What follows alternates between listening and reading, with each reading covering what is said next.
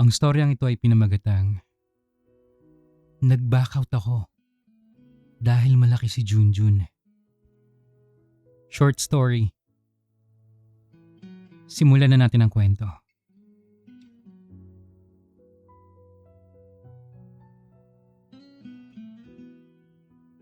Ako si Allen, 22 years old from Bacolod. Actually, napasulat ako ng kwento ko dahil sa napakinggan ko sa channel mo. Tungkol sa sumpa ba yung malaki? Noong una, tawang-tawa pa ako kasi sabi ko, ang OA naman siguro ng mga tao. Honestly, akala ko dati kapag Pinoy, average lang halos lahat. Yung tipong may isip mong, manageable naman siguro. Akala ko rin yung sobrang laki. Sa mga foreigner ko lang naririnig o napapanood. Pero hindi pala. Hanggang sa dumating si June. Hindi naman ako totally inosente pagdating sa relationships. Pero aminado akong marami pa rin akong hindi na-experience. May dalawa akong close friends noon sa org. Sina June at Paulo. Si June, tahimik lang lagi. Simple manamit. Hindi mayabang pero grabe yung dating niya. Yung tipong hindi mo kagad mapapansin. Pero pag nakilala mo, talagang mahuhulog ka. Isang gabi pagkatapos naming uminom, napunta yung usapan sa mga bagay na gusto pa rin naming subukan sa buhay. Tawanan lang nung una, hanggang sa naging seryoso. Hindi ko alam kung curiosity ba yun o dahil gusto ko talaga si June. Nag-rent kami ng maliit na unit para mag-bonding. Tahimik yung place. Malamig yung AC. Pero ako, hindi ako mapakali. Habang tumatagal, si Paolo yung unang nalasing. Halos hindi na makadilat. Kaya nauna na siyang matulog. At doon kami naiwan ni June. Tahimik. Medyo awkward. Pero habang magkausap kami, lalong bumibilis ang tibok ng dibdib ko. Iba pala talaga pag kayong dalawa na lang, no? Napunta yung usapan sa mas personal na bagay. Hanggang sa magsisimula nang may mangyari sa amin. Doon ko na-realize, hindi pala biro ang Junjun ni June. Dati kasi akala ko, attractive lang pakinggan pag sinabing malaki. Akala ko exciting. Akala ko simpleng fantasy lang. Pero nung nandun na ako mismo sa sitwasyon at nakita ko yun, bigla akong natakot. Napaisip ako. Teka, kaya ko ba talaga to? Yan laki-laki nito Habang tumatagal, lalo akong nape-pressure. Hindi ko alam kung dahil ba sa kaba o sa takot mapahiya sa harap niya. Napansin ni June na tahimik na ako. Tinanong niya ako kung ayos lang daw ba ako. At doon ako lalong nahiya. Kasi sa totoo lang, gusto ko nang umatras. Hindi dahil ayoko sa kanya. Kung hindi, dahil natatakot ako. Baka kasi masakit Nag-isip ako ng dahilan para makaalis. Kunwari may urgent call.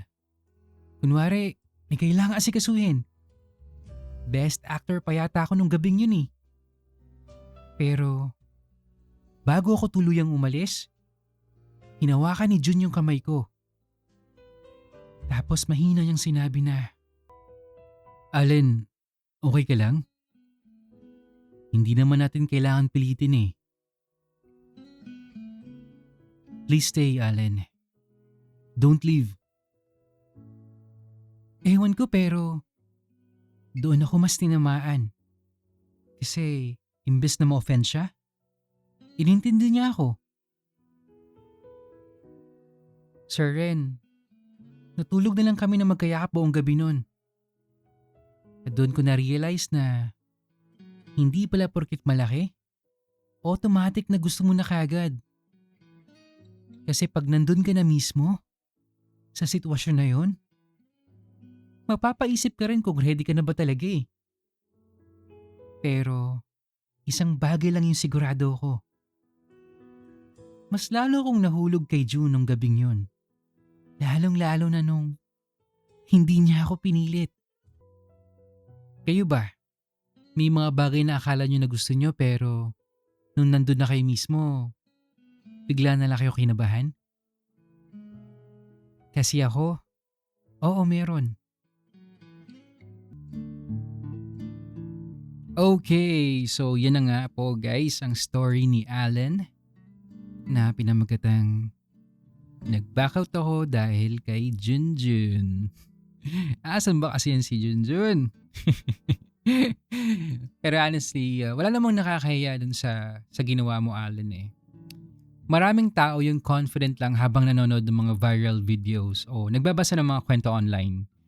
Yung tipong pag nakikita mo na malaki, parang iniisip mo kagad, uy, parang masarap hawakan. O minsan naman, parang gusto mo ring tikman. Huy! Bakit naman titikman ka agad? O guys, anything na kakainin natin, isubo muna bago hugasan na. Hugasan muna bago kainin. Baliktad. Baliktad pala. Joke lang. Allen, balitaan mo kami kapag kinaya na ng bataan si Junjun ha. Joke lang guys, joke lang, biro lang. Pero siguro iba talaga kapag nandun ka na mismo sa sitwasyon eh. Kapag reality na yung kaharap mo, doon mo mararamdaman yung kaba. Kabaklaan. Ano ba? Doon mo mararamdaman yung kaba, pressure, tsaka yung takot kung ready ka na ba talaga. At wala namang masama doon eh. Hindi mo kailangang pilitin ang sarili mo para lang mapatunayan na kaya mo. Ang importante, nire-respeto ka ng taong kasama mo. At sa kwento mo, doon lalong naging green flag si June eh. At saka si Junjun. Yes. Kasi imbes na pilitin ka, mas pinili ka niyang intindihin. At siguro, doon mo talaga malalaman na mahal mo yung isang tao eh kapag mas nangibabaw yung comfort at trust kaysa dun sa excitement. Question guys, sa relasyon ba mas importante ba yung size o yung emotional connection nyo? Does size really matter? Comment nga kayo sa baba, usap tayo. If you enjoy our story, don't forget to hit like, comment, subscribe, and hit the notification bell para updated ka sa mga news stories natin. And of course guys, please continue sending your stories sa mandamanstories@gmail.com. Malay mo next time, kwento mo naman ang mabigyan ng buhay dito. Yun lamang po at maraming salamat sa patuloy na pakikinig. Hanggang sa muli.